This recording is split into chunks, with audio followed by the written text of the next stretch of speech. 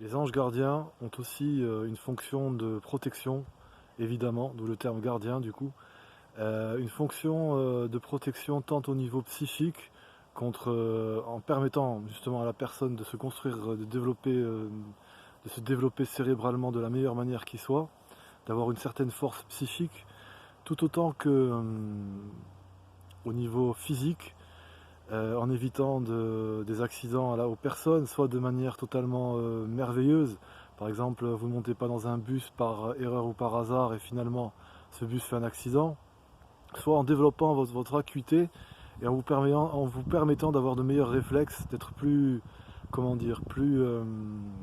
sensible au risque et d'avoir de meilleurs réflexes petit à petit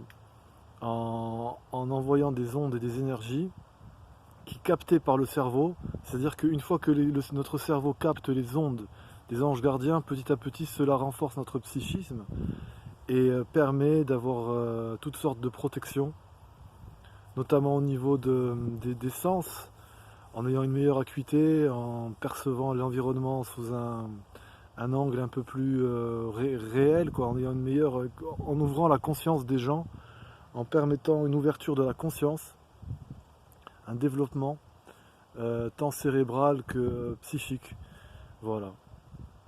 Sans compter des protections merveilleuses.